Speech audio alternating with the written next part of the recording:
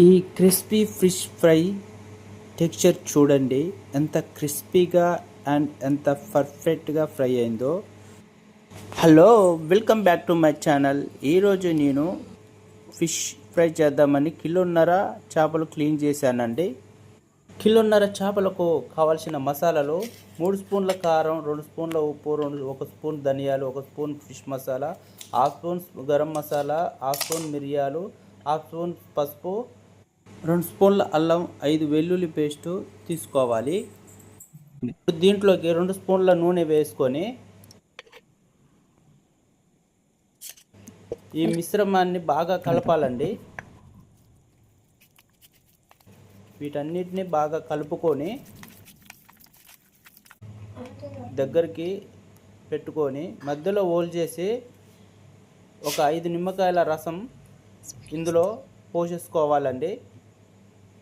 పోసేసుకున్నాక బాగా కలిపి ఈ మిశ్రమాన్ని కూడా బాగా కలిపేసి మళ్ళీ దగ్గర కనుక్కొని ఇలా దగ్గర కనుక్కొని ఇప్పుడు ఫిష్ ముక్కలన్నీ ఇందులో వేసి మంచిగా మసాలాలన్నీ మంచిగా పట్టేలాగా కలుపుకొని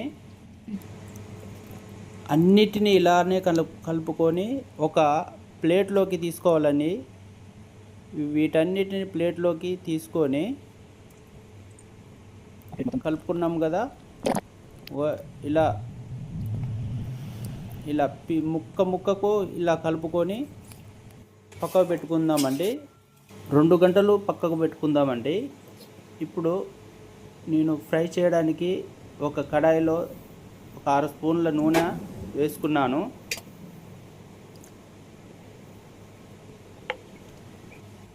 ఈ కడాయిలో నూనె వేడెక్కాక ఒక్కొక్క పీసు అందులో వేసుకోవాలి. అందులో సరిపోయే పీసులు వేసుకోవాలండి. దీంట్లో నేను వేసుకునేటప్పుడు మాత్రం 4 పీసులు పడ్డాయి. ఇప్పుడు వీటిని మధ్యలో తిప్పేసుకోవాలి, లేకపోతే అంటేసుకుంటాయి. ఇలా తిప్పేసుకొని